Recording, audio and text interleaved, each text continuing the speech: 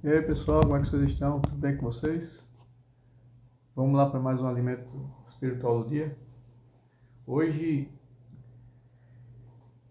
extraído do livro de Isaías, capítulo 8, versículo 19, onde o nosso Pai Celestial nos adverte, nos alimenta e nos adverte de uma maneira bem clara.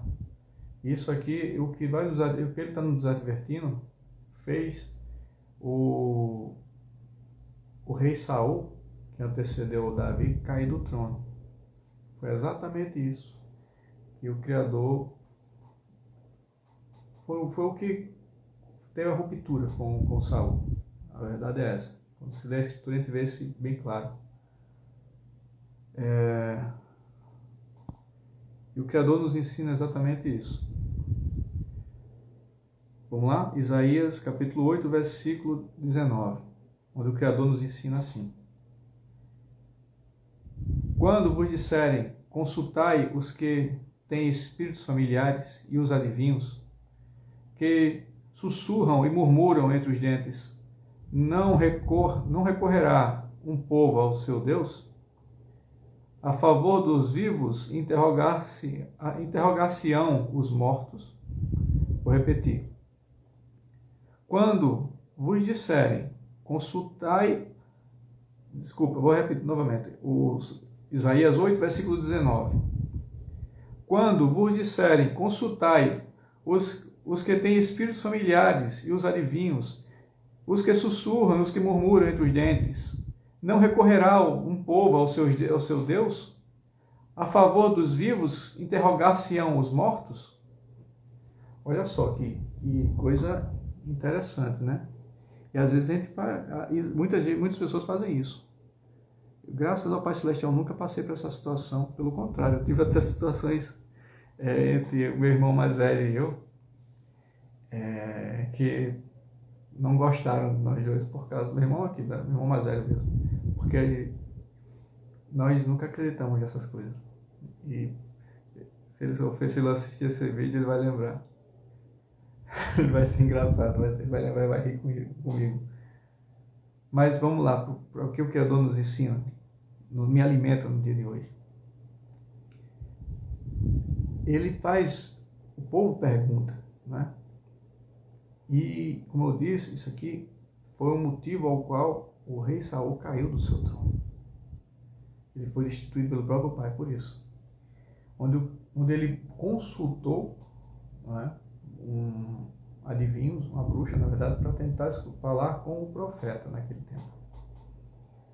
E isso foi uma coisa fatal, terrível, diante do Criador. Terrível. O Criador o Criador abomina isso, para lembrar.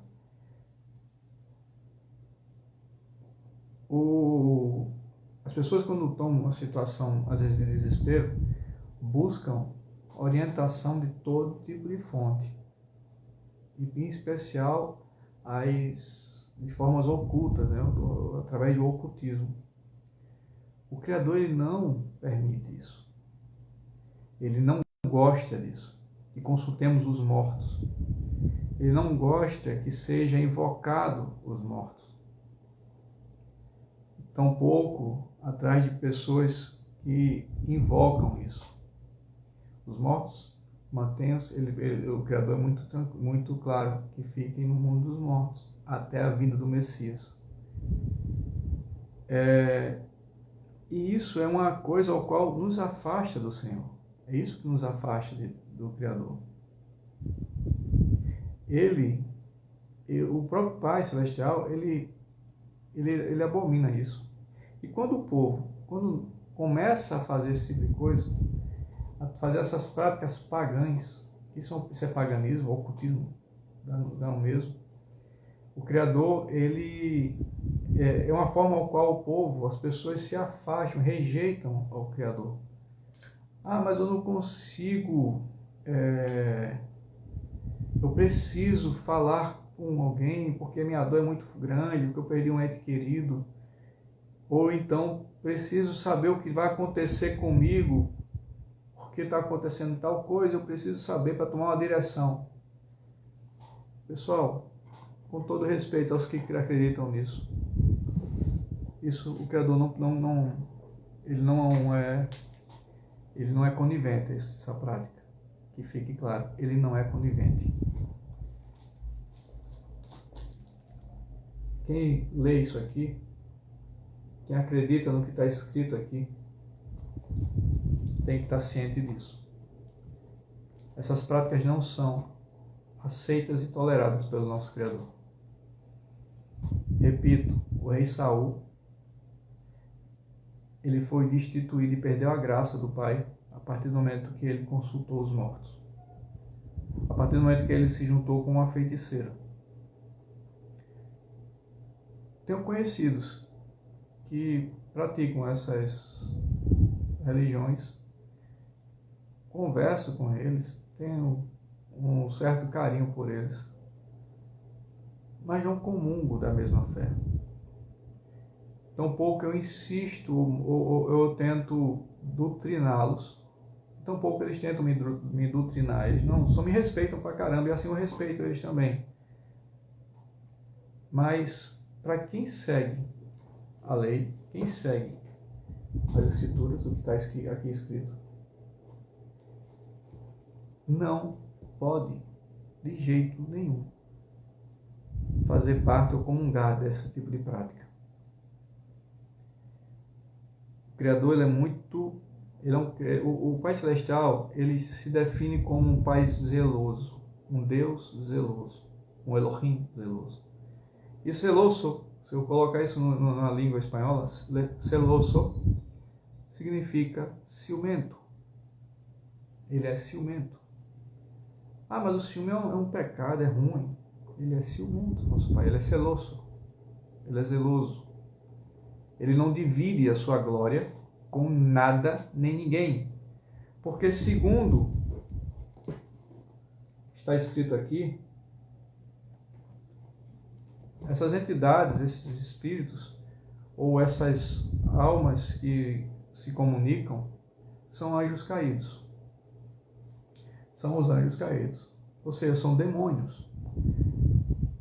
Uns são os anjos e os outros são os filhos dos anjos que eles copularam com as mulheres, que tiveram relações sexuais com as mulheres e tiveram filhos que se tornaram néfis. Esses néfis foram mortos no dilúvio. Foi exterminado no dilúvio. E a alma desses néfilins são os demônios que atormentam.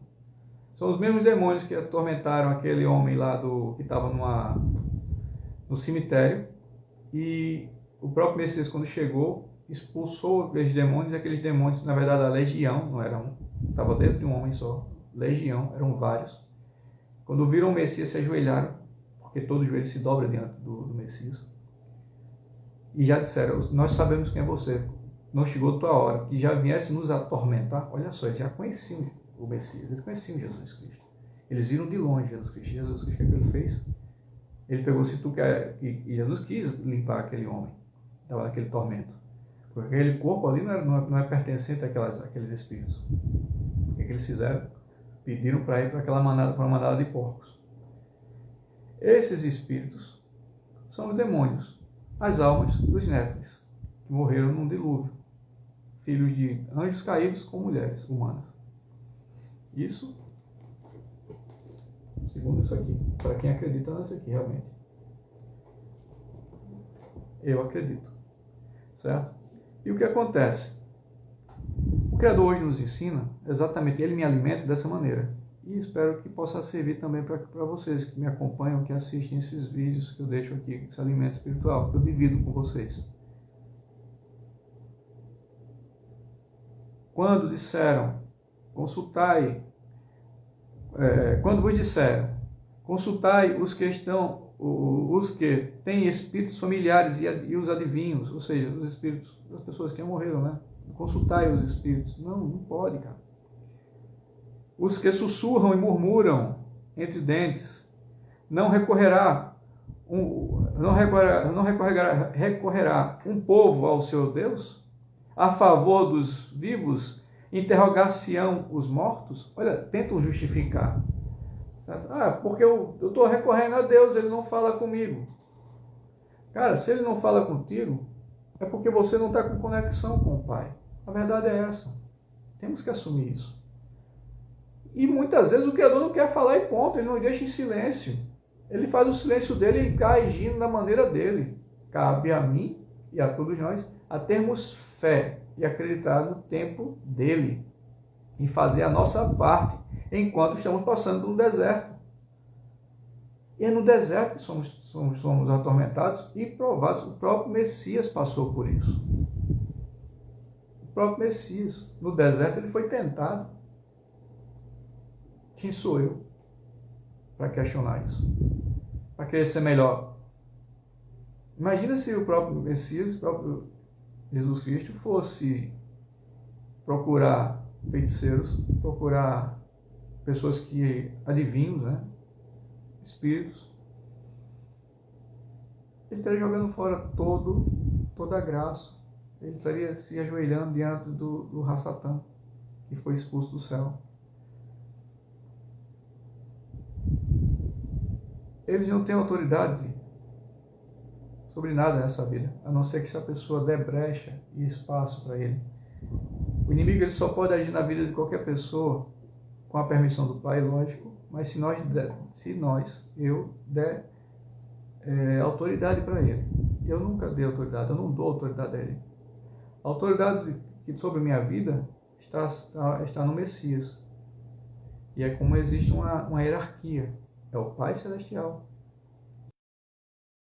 Jesus Cristo, os homens, mulheres e filhos. Existe essa hierarquia patriarcal, essa hierarquia divina.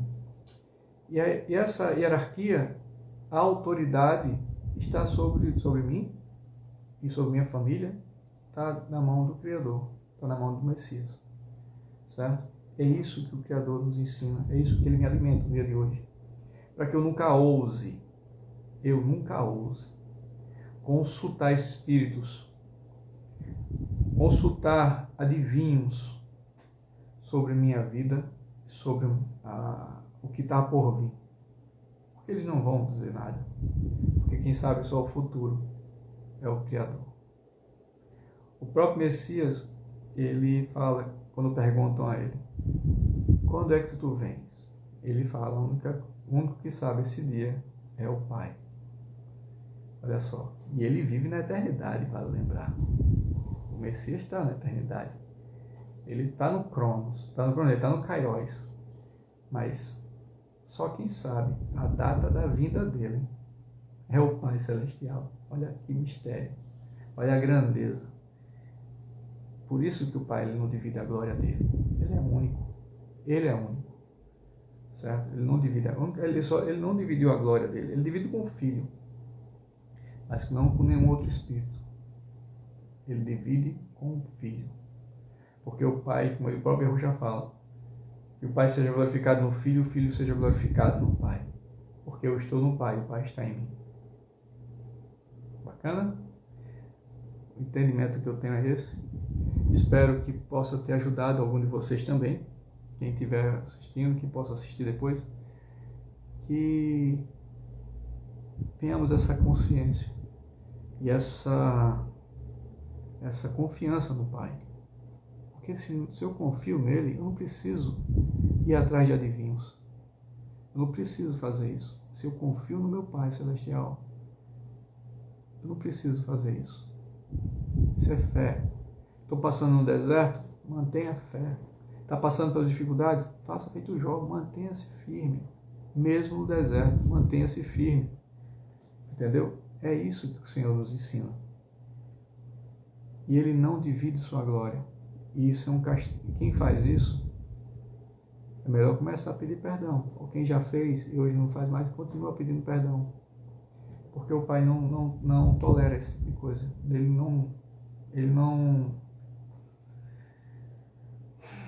não gosta dessa prática. Estamos fugindo da graça quando praticamos isso. Quando as pessoas praticam isso. Tá bom? Vou fazer uma pequena oração agradecendo ao Pai por essa semana e por esse dia, por esse alimento. Ó Pai Celestial, a Ti rendemos graças, porque o Senhor é bom e sempre nos ouve e eterna é a Tua misericórdia. Obrigado, Pai, por esse alimento que o Senhor nos dá no dia de hoje. Esse alimento que o Senhor me dá. Alimento para minha alma, para o meu espírito, para o meu corpo. Muito obrigado, Pai. Muito obrigado, Jesus Cristo, meu Senhor, meu Salvador, meu amado Rei. Obrigado por esse alimento que me ajuda a não ter ninguém a não ser a Ti e ao nosso Salvador, Jesus Cristo.